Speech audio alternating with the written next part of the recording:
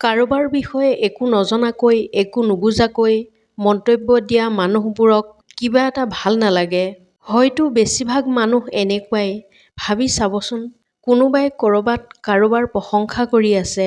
চকুৰে নেদেখালৈকে খুব কম সংখ্যক লোকেহে বিশ্বাস কৰিব আৰু ক'ব, হয় জানো ইমান, অলপ বেছিকৈ কৈছে নেকি?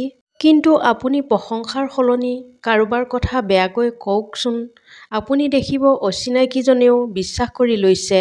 মানুহবোৰে কৈছে যিহেতু বেয়াই চাগে, এয়াই সত্য। আচলতে বেছিভাগ মানুহেই স্বাৰ্থলোভী। আনৰ ভাল হোৱাটো দেখিব নোৱাৰে, আনক উচ্চ স্থানত চাব নিবিচাৰে। কেৱল মোৰেই ভাল হওক, আনৰ বেয়া হওক, এনেকুৱা মানসিকতাৰ থাকে। অভাৰ থিংকিং এক প্ৰকাৰৰ মাৰাত্মক ব্যাধি। আমাৰ সমাজৰ বহুতেই অযথা চিন্তা, অযথা অশান্তি চপাই লোৱাটো যেন এক স্বভাৱ হৈ পৰিছে। সৰু সৰু সমস্যা বা কথাকেই চিন্তা কৰি কৰি নিজক ধ্বংস কৰি পেলায়, মানসিকভাৱে দুৰ্বল কৰি পেলায়। অভাৰ থিংকিং কৰাসকলে মনৰ এই কথাবোৰ কাৰো আগত প্ৰকাশ নকৰে, ভিতৰি ভিতৰি মৰহি গৈ থাকে।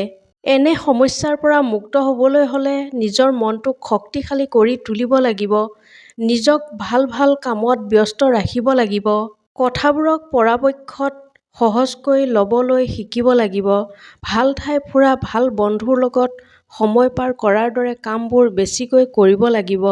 আপোনাৰ লগত বিশ্বাসঘাতকতা কৰি আঁতৰি যোৱা মানুহৰ বাবে আপুনি আকৌ অপেক্ষা কৰি নিজক কষ্ট দি থকাটো এক প্ৰকাৰ মূৰ্খামিহে মাথো। কাৰণ তেনেকুৱা মানুহলৈ ৰৈ থকাটো ভুল।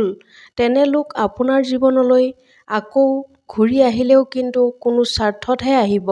তেওঁলোকে পুনৰাই প্ৰতাৰণা কৰাৰ সম্ভাৱনাই বেছি। এটা ভাল মনে এটা বেয়া জীৱনক সলনি কৰি দিব পাৰে, কিন্তু এটা বেয়া মনে এটা ভাল জীৱনক শেষ কৰি দিব পাৰে। সেইবাবে এটা কথা মনত ৰখা উচিত, সুন্দৰ মানুহতকৈ সুন্দৰ মনৰ মানুহহে বেছি প্ৰয়োজন। শিক্ষাতকৈ সংস্কাৰহে বেছি প্ৰয়োজন। আশাতকৈ ভৰসাহে বেছি প্ৰয়োজন।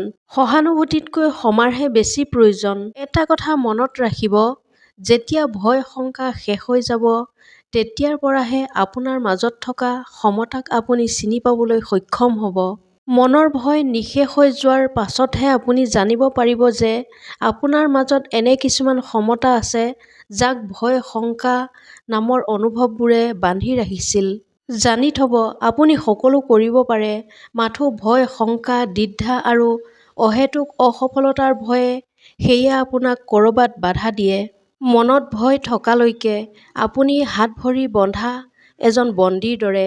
যিদিনাখনেই মনৰ পৰা ভয় দলিয়াই দিব, সেইদিনাখনৰ পৰাহে আপুনি জীৱন্ত বা মুক্ত হ'বলৈ আৰম্ভ কৰিব। এটা কথা মনত ৰাখিব, আপুনি সঁচা কথাটো মুখামুখিকৈ কোৱাৰ বাবে যদি আপোনাক কোনোবাই বেয়া পাইছে, তেতিয়াহ'লে বেয়া পাবলৈ দিয়ক, কাৰণ স্বাৰ্থপৰ মানুহে সত্যতা হজম কৰিব নোৱাৰে। এজন মানুহে বিশ্বাসঘাতকতা কৰিলে বুলিয়েই যে সকলো মানুহেই সেই বিশ্বাস শব্দটোৰ অৰ্থ বুজি নাপাব, তেনেকুৱা কথা নহয়। কাৰণ সকলো মানুহ একেই নহয়। সেইবাবে এটা কথা কওঁ যে আমি মানুহ হিচাপে কেতিয়াও এই বিশ্বাস শব্দটোৰ পৰা বিশ্বাস হেৰাই যাব নিদিব। কিয়নো এই পৃথিৱীখনত জীয়াই থাকিবৰ বাবে বিশ্বাস শব্দটোৰ খুবেই প্ৰয়োজন। সম্বন্ধৰ নামত প্ৰতাৰণা কৰা মানুহবোৰ ক্ষমাৰ যোগ্য কেতিয়াও হ'ব নোৱাৰে।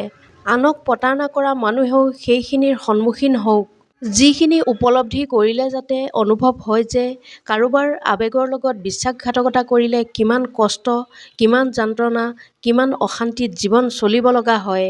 আপোনাৰ মনলৈ কেতিয়াও অহংকাৰ আহিবলৈ নিদিব আৰু আপোনাৰ আত্মসন্মানকো যাবলৈ নিদিব।